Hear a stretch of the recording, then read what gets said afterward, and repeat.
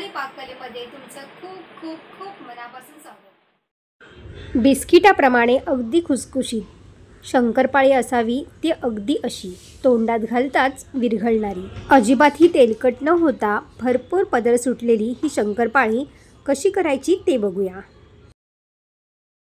इथे मी तुम्हाला 1 किलो मैद्याची शंकरपाळी करून दाखवणार आहे। तर त्यासाठी इथे आपल्याला 1 ग्लास भरून साखर घ्यायची आहे आणि त्याच ग्लासमध्ये आपल्याला 1 ग्लास भरून पाणी घ्यायचं आहे आणि त्याच्यानंतर आपल्याला अर्धा ग्लास हे तूप घ्यायचं आहे। तूप जर तुम्ही वितळून घेतलं तर अर्धा ग्लासपेक्षा थोडंसं जास्त घ्यायचं आहे आणि न वितळता जर तूप घेतलं तर आपल्याला अर्धा ग्लास घ्यायचं आहे। आता हे पातेलं मी गॅसवर ठेवून साखर वितळेपर्यंत आपल्याला हे छान तापून घ्यायचं आहे। तर इथे मी 1 किलो मैदा घेतलेला आहे। 1 किलो मैदा आपल्याला चाळून घ्यायचा आहे आणि त्यानंतर इथे चिमूटभर मीठ घातलेलं आहे। जे आपण तुपाचं मिश्रण घातलं होतं ते पूर्णपणे थंड करून घ्यायचं आहे। थोडंसं नॉर्मल आपल्याला कोमट असेल तर चालेल। तर आपल्याला थोडं थोडं करून ह्याच्यामध्ये हे पीठ मळून घ्यायचं आहे। एकदम ह्याच्यामध्ये घालायचं नाही आहे, थोडं थोडं करून आपल्याला हे पीठ मळून घ्यायचं आहे। साखरेचं आणि तुपाचं मिश्रण जे आपण तयार केलेलं आहे त्या मिश्रणामध्येच आपल्याला हे पीठ मळून घ्यायचं आहे। पीठ मळताना आपल्याला जोर लावून पीठ मळायचं नाही आहे, अगदी हलक्या हाताने आपल्याला हे पीठ मळायचं आहे आणि आता थोडं थोडं करून आपल्याला हे ह्याच्यामध्ये मिश्रण घालून हे पीठ मी मळून घेणार आहे। तर आपल्याला हे पीठ पातळसुद्धा करायचं नाही आहे, थोडंसं घट्टसरच करायचं आहे।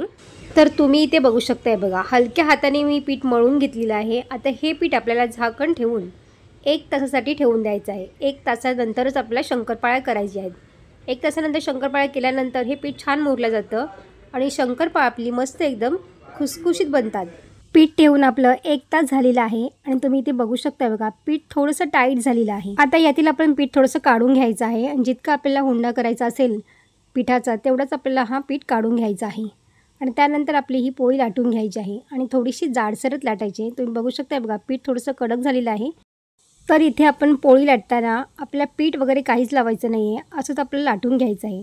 तर तुम्ही इथे बघू शकताय बघा, इथे लाटण्याने मी असंच लाटून घेतलेलं आहे आणि आजूबाजूला बघा असे क्रॅक जातात। तर असे क्रॅक गेले म्हणजे आपलं पीठ व्यवस्थित असं सेट झालेलं आहे आणि आपली शंकरपाळीसुद्धा खुसखुशीत होणार आहे हे समजायचं आहे। तर आता मी अशा पद्धतीने ही थोडीशी पोळी लाटून घेतलेली आहे। तर थोडीशी जाडसरच मी पोळी ते लाटून घेतलेली आहे आणि त्यानंतर आपल्याला बघा अशा पद्धतीने ही दुमडून घ्यायची आहे। बघा व्हिडिओमध्ये दाखवल्याप्रमाणे तुम्ही असं दुमडून घ्या म्हणजे आपली शंकरपाळी मस्त एकदम खुसखुशीत तयार होईल। एकावर एक असं लेयर ठेवून आपल्याला ही पोळी पुन्हा एकदा लाटून घ्यायची आहे। थोडंसं हाताने दाबून घ्यायचं आहे म्हणजे लाटता व्यवस्थित येतं आपल्याला। आता लाटणीने आपण याला पुन्हा लाटून घ्यायचं आहे।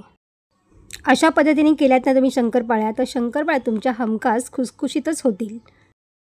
शंकरपाळी करायला फार वेळ लागत नाही, फक्त तळण्यासाठी आपल्याला वेळ द्यावा लागतो इतकंच। शंकरपाळ्या एकदम पटकन तयार होतात। तर इथे पोळी लाटून झालेली आहे। तर सुरीच्या साहाय्याने इथे मी दोन्ही साईडच्या कडा अशा बाजूच्या कापून घेणार आहे म्हणजे चौकोनी भाग आपला छान तयार होईल आणि शंकरपाळ्यासुद्धा इथे एकसारख्या तयार होतील। तर सुरीच्या साहाय्याने तुम्ही हव्या त्या आकारामध्ये शंकरपाळ्या इथे कट करून घेऊ शकता। तर इथे मी चौकोनी आकारामध्ये शंकरपाळ्या पटकन तयार होतात म्हणून मी अशा पद्धतीनेच ही पद्धत नेहमी करते। तर तुम्ही इथे पाहू शकता बघा, एकसारख्याच आपल्या शंकरपाळ्या इथे तयार झालेल्या आहेत। शंकरपाळ्या आपल्याला बघा अशाच पद्धतीने थोड्या जाडसरच ठेवायच्या आहेत, त्यामुळे मस्त एकदम खुसखुशीत आणि छान याचे पदर सुटले जातात बघा। आणि तुम्ही इथे बघू शकता बघा, आत्ताच किती छान याचे पदर सुटलेत बघा आणि तळल्यानंतर आणखीनच जास्त खुसखुशीत होते आणि मस्त भरपूर सारे असे पदर सुटतात। आता तळण्यासाठी इथे मी तेल बाजूला गरम करायला ठेवलेलं आहे। तर शंकरपाळ्या आपल्या भरपूर साऱ्या करून ठेवायच्या नाही आहेत, जशा करणार तशाच आपल्याला तळायला घ्यायच्या आहेत। तळायलासुद्धा थोडासा वेळ लागतो, त्यामुळे एक भाजं तयार होईपर्यंत आपली दुसरी पोळीसुद्धा तयार होते। तुम्ही इथे बघू शकता, तेल आपल्याला अशाच पद्धतीने थोडं गरम असलेलं पाहिजे, खूप जास्त गरम करायचं नाही आहे तेल। तेल जर जास्त गरम असेल तर वरून फक्त ह्या लालसर दिसतील पण आतून मात्र कच्च्या राहतील, त्यामुळे तेल आपल्याला नॉर्मल थोडंसं गरमच पाहिजे। बघा अशा पद्धतीने मी एक तुकडा घालून बघितलेला आहे, थोडेसे बुडबुडे आलेत बघायच्यावर। तर इतकंच तेल आपल्याला गरम पाहिजे। तर आता आपल्या शंकरपाळ्या ह्या घालायच्या आहेत आणि गॅसची फ्लेम आपल्याला स्लो ठेवायची आहे। सुरुवातीला अगदी स्लो ठेवायची आपल्याला, 2-3 मिनटासाठी शंकरपाळ्या छान अशा आपल्याला हे करून घ्यायचे आहेत। तर सुरुवातीला आपल्याला झारा लगेच लावायचा नाही आहे, थोडंसं हलवून घ्यायचं आहे पण त्याला परतवायचं नाही आहे, जेणेकरून ना सगळं सुटसुटीत झालं ना तर त्याला लेअरसुद्धा मस्त येतात। लो फ्लेमवरती आपल्या शंकरपाळी छान अशी शेकून घ्यायची आहे, म्हणजे छान तळून घ्यायची आहे, अगदी आतपर्यंत मस्त एकदम क्रिस्पी झाली पाहिजे आणि त्यानंतर मस्त एकदम खुसखुशीत शंकरपाळी आपली इथे तयार झालेली आहे। तर तुम्ही इथे बघू शकताय बघा, याचा कलरसुद्धा काय मस्त आला आहे बघा। आता शंकरपाळी आपली इथे झालेली आहे, आता आपण याला काढून घेऊया। ही जी कढई आहे ती खूप जास्त काळी झालेली आहे, पण मी याला तळण्यासाठीच वापरते आणि दर दिवाळीला मी ही कढई काढते तळणीसाठी. तर झाऱ्याने आपले शंकरपाळी काढल्यानंतर हे बघा असे दुसऱ्या झाऱ्यावर ते ठेवून द्यायचे, म्हणजे जर एक्स्ट्राचं तेल असेल ते पूर्णपणे निघून जाईल. नंतर आपल्या टिश्यू पेपरवरती घालून या शंकरपाळ्या पसरून ठेवायचे आहेत. शंकरपाळीना कलरसुद्धा काय मस्त आले बघा आणि भरपूर सारे पदर सुटलेले आहेत. तर अशाच पद्धतीने आपण सगळ्या शंकरपाळ्या इथे मी तळून घेणार आहे. तुम्ही जर अर्धा किलोचे शंकरपाळ्या करणार असाल तर 1 वाटीचं प्रमाण हे परफेक्ट एकदम आहे. 1 वाटी आपल्याला तूप घ्यायचं आहे, 1 वाटी पाणी घ्यायचं आहे आणि 1च वाटी आपल्याला साखर घ्यायचं आहे. तर सगळ्या शंकरपाळ्या इथे मी अशा पद्धतीने ह्या तळून घेतलेल्या आहेत.